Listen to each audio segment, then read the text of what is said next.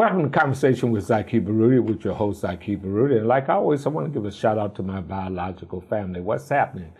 To the Universal African Peoples Organization family, what's going on? And to New Life Evangelists in the family headed by Reverend Rice. Keep up the great work. And a shout out to our amazing cameraman, Bob. On that note, we're going to have another great show because in studio with me is a brother activist who I've known for so many years, who was very active here in the St. Louis community and is now in Baltimore. And I'm speaking none other than my dear friend, Bill Goodin. What's up, Bill? Yes, sir, Mr. Zaki Baruti. I appreciate you, my brother. Okay. Yes, sir. And I mentioned you from Baltimore, and I mentioned that you're an activist, and you represent, you're a key member of a couple of organizations in Baltimore, as well as a supporter of the Universal African Peoples Organization. I'm a member of the UAPO. Okay. So not a supporter. So let's get that straight. All right. I'm a member of the UAPO. I was in St. Louis when the UAPO came into existence. Okay. All right. I stand corrected, my dear friend. Absolutely. But also, you're very involved in another organization in Baltimore. What? And what's the name of that organization? Several organizations, but basically when you're talking about the Black Man, Unifying Black Man, which started 10 years ago, and actually, the whole concept was that it was myself and 5 other brothers, which I could mention by name, but anyway, so it was just the whole thing that, basically we feel that if we ever gonna really change our community on the real side, right? On the real side, change our community, have some political control, have some authority in your community, then Black men have to step up and be the foundation in terms of really changing your community, right? Okay. Because, for far too often, Black women have done the best they could do in terms of trying to hold us, but we have lacked in terms of being able to organize ourselves, right? Even today, as long as you have been out here, as long as I've been out here, you know what I'm saying? Then, it's not too many of us that could put a call out and say we need 1,000 Black men to show up at City Hall downtown, we get 1,000 Black men. Well, that's an indictment upon us as a community because 1,000 Black men shouldn't be that hard to show up for things that's gonna benefit and impact our entire community, right? So, our emphasis was in terms of how do we organize Black men so we could know each other, so that we could work together, and so that we could build together. Okay, and I would like to get into how that has been coming along, but before I do that, normally I always, for my audience to know the person I'm interviewing, I'd like that person to share a little bit of their background. Would you kindly do that? Well, absolutely. So I was born in St. Louis, raised by my father and my stepmom. My mom is originally from Baltimore, so it was 8 of us. Unfortunately, out of the 8 of us, there's only 3 of us that's left. Thank God I'm one of them that's still left. So, I'm from St. Louis, but I kind of got active years ago, man. I told everybody I wasn't one of them smart students in school. I just went to school and stayed in trouble and had my head down, but I never will forget I had an old German woman named Miss Stransky. I was in the 9th grade, and she introduced me to a book called Black Boy by Richard Wright. And once I read that book, man, it's like, I feel like Richard Wright was talking to me. You know what I'm saying, man? I was the Black boy in the book. So it kind of set me on a pathway that I wasn't interested in school, but I got interested in reading Black materials. Okay. Right? So, my conscience raised up to a whole new level in terms of when I was reading. And then my father used to work at it was the Frontier Room by the Chase Hotel. And he used to be a parking lot attendant. So occasionally he would take us to work and, he had a little hut that he would in for the rain and the snow and stuff like that. And, he would park the cars for the white folks and they would go into the big restaurant. And I'm there saying, man, this is a trip. You know what I mean? You see all the white folks going into these big old places, but, my father, I don't never see Black people going in to enjoy them privileges. They just the workers, right? So I was conscious from an early age. And then when Martin Luther King died, I think that I can remember my first protest in terms of trying to help to organize a walk down at Sodan High School, to in reference to the death of Martin Luther King.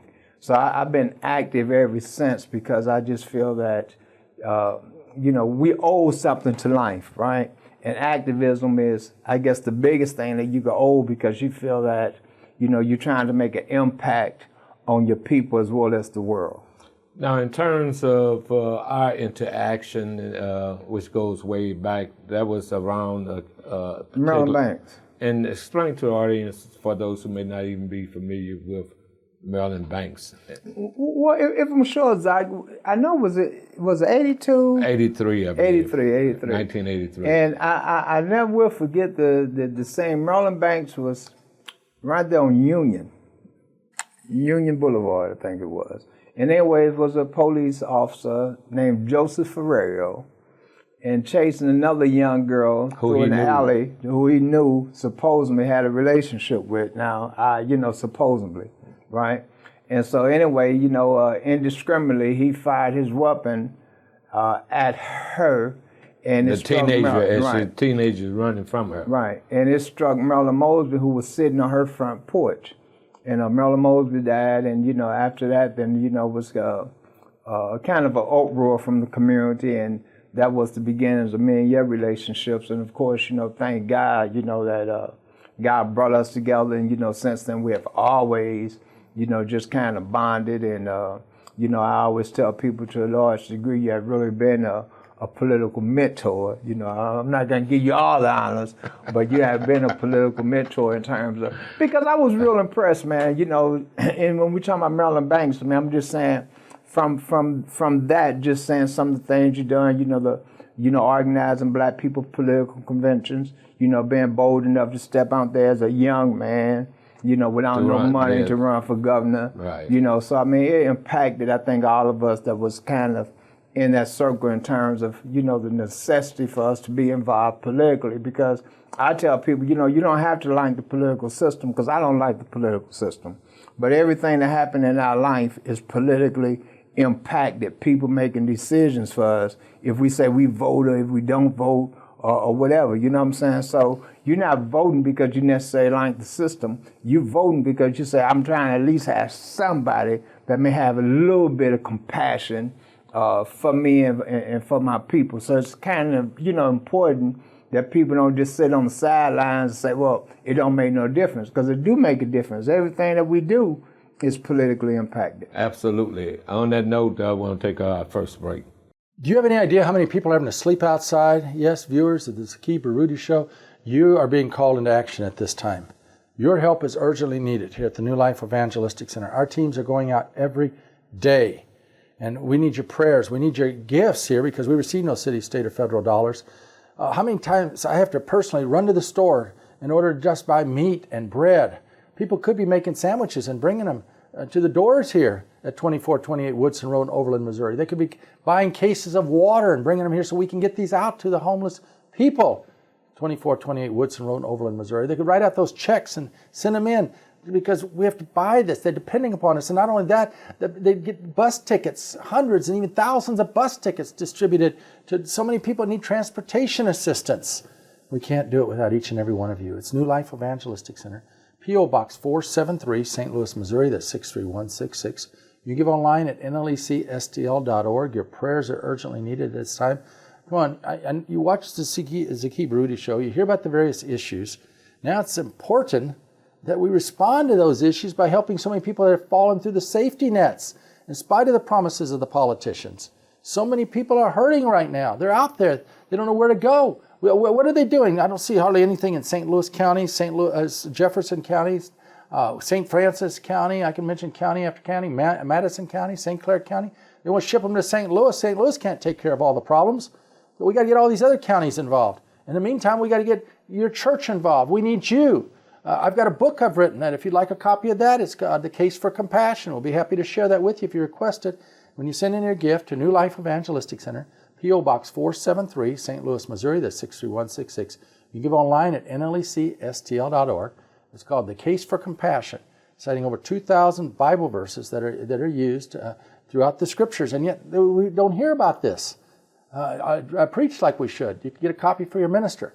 But let's get our churches involved. Let's reach out. Let's help those that Jesus referred to. The least of these, after you've done to them, you've done it unto him. Let's help them right now. Please get involved. Call us at 314-421-3020 or share that much needed gift at P.O. Box 473, St. Louis, Missouri. That's 63166. You can give online at nlecstl.org. The greatest way to celebrate the holiday season is by giving to the kingdom of God. God has so richly blessed so many in this country, and he wants us to be good stewards of the resources that he gives us. And so what better way to celebrate Christmas, Thanksgiving, New Year's than by giving to the work of New Life Evangelistic Center. And by doing so, you can make a big difference in the lives of thousands of people in this holiday season. Welcome back to Conversation with Zaki Baruti. In the studio with me, a long-time activist. I live currently in Baltimore, but by way of St. Louis, my dear friend Bill Goodin, who is a key member of the Black Men, Unifying Black Men, Universal African Peoples Organization. And on the other side of the break, Bill, we're sharing about your activism, but also you pushed a concept, and you was on top of this concept for a number of years, in terms of that there ought to be public burnings of confiscated drugs and weapons. Explain that whole process. And you stayed on top of that, speaking out a lot of police board meetings back in the day when you lived in St. Louis. But share your logic behind pushing that effort. Well, again, Zach, I mean, I have seen police corruption personally.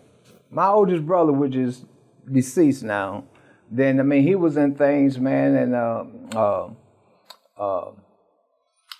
actually he used to steal cars and chop them up and, sell them to different places. There used to be a place called Continental Auto Parts, right there on, I think it was Cass. And my brother would take stuff down there and sell it to them. They used to have a security guard, which was really a police officer. And I'm saying, wow, man, as a police officer worked there, so he got to know what's going on, right? So it just makes sense to me that, when we talk about drugs and weapons, it's $1 billion industry, right? And it's nobody to have accountability in terms of what happened to all the drugs and weapons that the police confiscate. And as a community, with all the deaths that take place in the black community, with all the drug problems in the black community, then we have to be okay saying these police is taking billions of dollars off the street in weapons and drugs, and there's no accountability, right? So my challenge was saying, look, man, let's at least say, let's have something where the citizens could witness, a small portion of the citizenship could witness the destruction of the drugs and weapons that's confiscated by the police, right? But I mean, we fought it hard, I still push it, but, those in charge don't want it to happen. Because again, we're talking about $1 billion industry, man, and people have to realize that, drugs and guns and weapons are fuel this economy, right? So until we have a people movement, and you know that better than anybody, so I go on most issues, until we have people that rise up by the thousands and thousands to force people to do things that for the benefit of us, it won't happen. So why, you raised a real deep question, which I always scratch in my head, and prayerfully at some point in time it will happen. Why are people not rising up to the occasion of the various issues that impact, especially our community, the black community? Why that's not happening? Because I think for the most part, man, is that is courage and belief. And, I think too many of us have the belief that... Courage and belief. And belief, okay. I think for the most part, it's too many of us to believe that we can't impact the system. They're stronger than what we are. And I give you a good example, right? For me, I'm glad you asked that question, because I say, the election of Donald Trump was a demonstration of white power, right? Black people wasn't strong enough to stop Donald Trump from being able to have the opportunity to run for office. White people could have stopped him if they wanted to, but they didn't want to, and they allowed him to run, right? So I think that, when people watch things that they say, man, this is a disgrace, how could Donald Trump run with all that? Then it don't encourage people to get wait a involved. minute, and when you say all of that, are you speaking of those 34 counts of being convicted and then I'm being talking about a felon? all of that. Okay. You know what I'm saying? The 34 counts. I want to just what is all of that? Absolutely. The sexual content. Yes, being civilly libeled for the sexual abuse. Right, the bankruptcies. Yeah. You know what I'm saying? Yeah, 4 to 6 bankruptcies. At least 6, I believe. The threats that he made against judges and other political pundits, the inciting the riot where his supporters stormed the Capitol and people died. You know what I'm saying? He was, in my eyesight, he was a war criminal. I said that with every opportunity I got on the radio or in the newspaper, right? But I've heard very few people say that, right? But I think that it's important that we call it the way it is, right? And that wasn't no push for Kamala Harris, even though I pushed her. But I'm just saying that how could we allow a man like this, right? I mean, what kind of image do that give to not just this country, but to the world, right? So I'm saying I think it's them type of things that demoralize people opposed to helping people to feel empowered, right? So we have to have some kind of way that we empower ourselves, and we have to have people we believe in. That's why I said, even in reference to you, I say, well, for me, right, then you was a political mentor, because people have to be inspired. People have to believe in somebody that they could believe in to give them courage to get involved. Okay, then. So with that said, we got to take a break. Have you received your Christmas Zoa? Yes, the ornament this year is the spike that's gone through it, representing how Jesus died for a sinful world. There's thorns on the top of it. There's all kinds of articles inside of this paper, making the Christmas message come alive. There's testimonies inside of here. There's opportunities available to you inside. You're going to be blessed. And it's sent out free of charge. All you have to do is call us and say, please send me. We'll send even more if you want to pass them out to family and friends. Copies of the Zoa papers, 314-421-3020. You can write me Larry Rice at P.O. Box 473, St. Louis, Missouri, 63166. Ask for the Christmas Zoa. Want to get it out to you right away. Again, it's totally free of charge. And you'll be blessed as you read it, as it helps you to discover the Christ of Christmas, the true meaning of Christmas, and how you, by letting the love of Jesus flow through you, can make a big difference in this hurting world. We want to give you a really unique opportunity on Christmas Eve this year to make an impact on the lives of hundreds of people. We are going to be hosting a street outreach, a special street outreach in downtown St. Louis area on Christmas Eve. And in this day, we are going to be the hands and feet of Christ in a tangible way.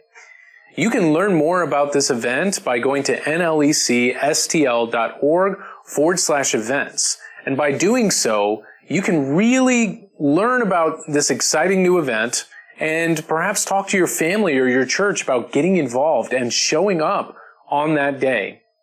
It's going to be really exciting, and it's going to make a big difference in the lives of so many people.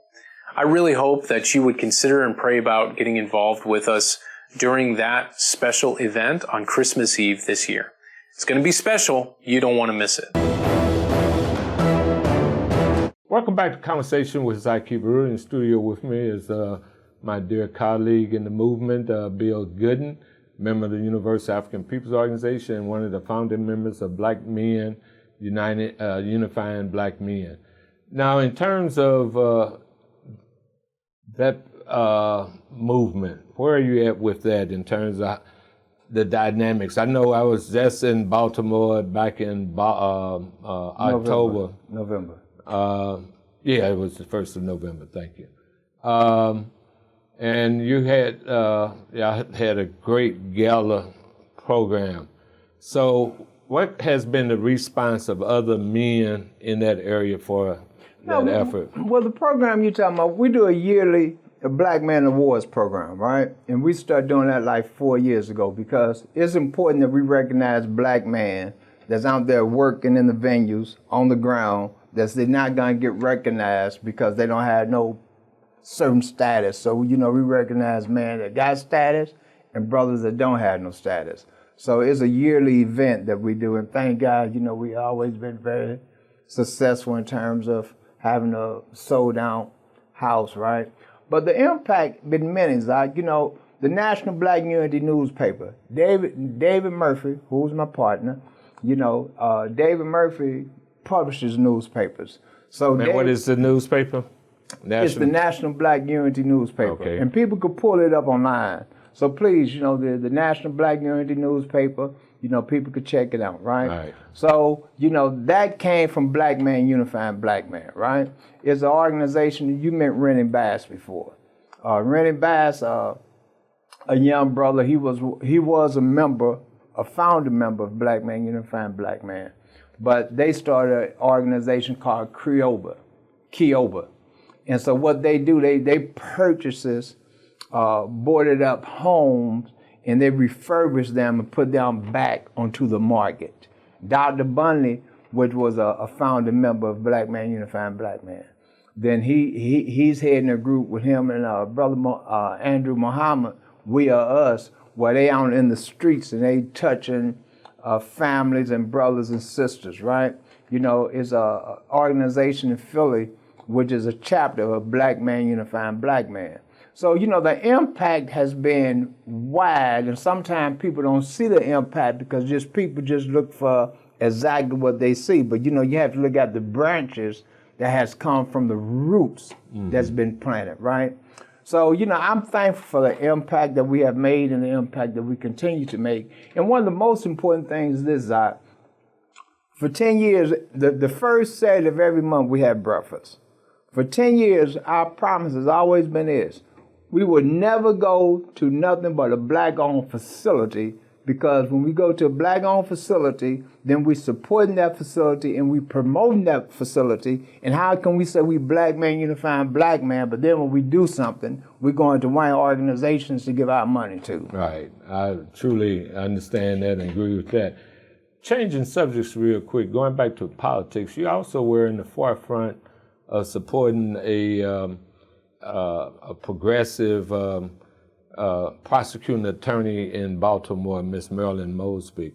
And of our struggle supporting Kim Gardner locally here in St. Louis. Right. Give our audience an update in terms of where Marilyn Mosby is. She came under indictment from the federal government, am I correct? Right. So what's the status there? Well, And she was pushing for reform in the city around criminal justice. Am I correct? Absolutely. All right, absolutely. Go ahead. Maryland is still fighting. I really got involved when Maryland started going to court, right? Because the community just wasn't there, and so it was important that we got involved in terms of trying to pack the courthouse so we could have some influence on the decisions that was made, because when they coming after you, sometimes they're coming after you with everything. If you ain't got no support, then they really jam you up. So thankful to God that, Maryland got a year of home detention imposed to them, sending her to prison. But Maryland is really a victim in terms of, when Maryland first came to office, she was the youngest prosecutor, I think, in the country. And unfortunately, a young guy, his name slips my mind right now, but had gotten killed by police.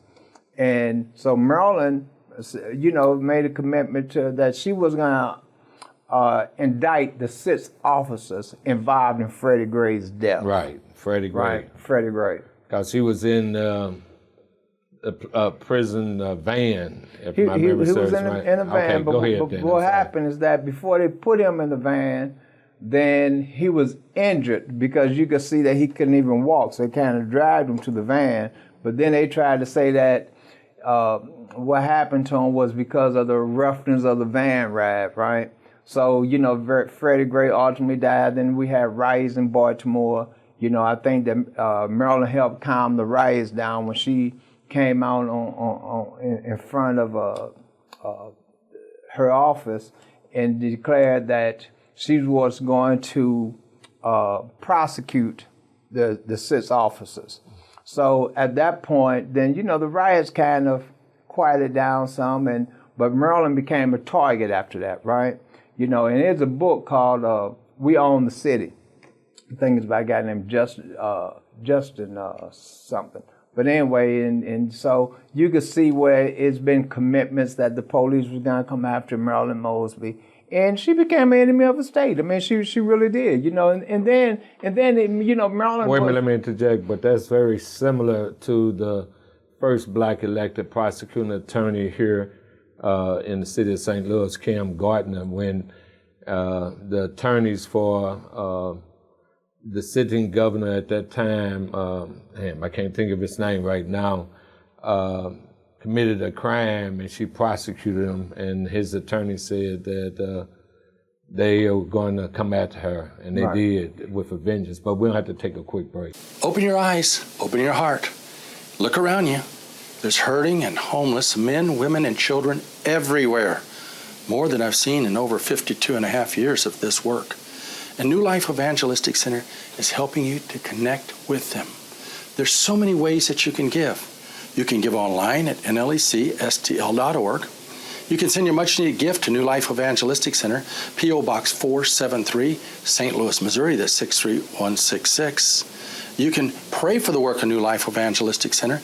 You can volunteer, but please get involved now. Be the answer to someone's prayers. Let the light and love of God flow through you. We're facing many, many needs here at New Life Evangelistic Center. New Life Evangelistic Center does not receive city, state, or federal dollars. It doesn't even receive the United Way dollars. Why? Because it connects daily with the hurting and the homeless. And it wants to help meet their needs directly. And that's why you are so very, very important. So as the Holy Spirit speaks to your heart, please write out that check and send it to New Life Evangelistic Center at P.O. Box 473, St. Louis, Missouri, that's 63166. Remember the words of Jesus? When I was hungry, did you feed me? Naked, did you clothe me? Sick or in prison, you visit me. A stranger, did you welcome me? As oft you've done to the least these, even so you've done it unto me. Let the light and love of Christ flow through you into the lives of the hurting and the homeless, the hundreds of people that New Life Evangelistic Center comes in contact with every day all over mid-America. Please send that gift in now. It's so urgently needed. So many outreaches the New Life Evangelistic Center has, but it needs you now.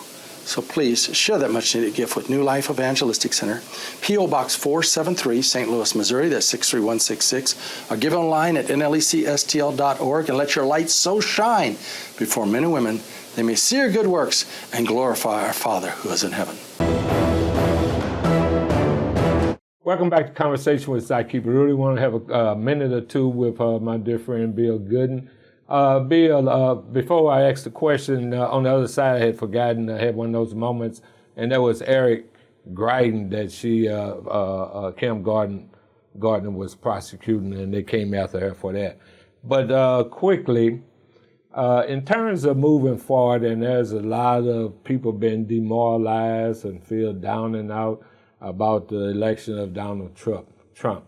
What would be some of your recommendations as to what needs to happen going forward during his presidency? We got 1 minute left. Well, quickly, because we don't have time, I want you to say thank you first, right? No. So I need to get that on with thank you very much. But I think the most important thing, man, is people need to find organizations they have some kind of trust in. They need to find people that they believe in. They need to start organizing with people, right? Because, you know, again, I said we don't know what we're getting ready to face. But, you know, our best chance in terms of doing anything is to be organized, right?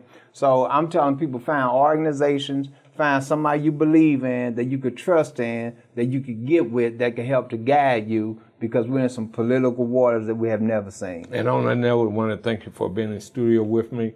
And like always, I appreciate that closing statement, because as I always close out, I encourage our people to always vote, but vote with knowledge, knowing the issues. Also, I encourage everybody who wants to see social justice, equality, and liberation, and all that other good stuff for folks, that everybody needs to belong to an organization. We say the Universal African Peoples Organization. God bless everyone.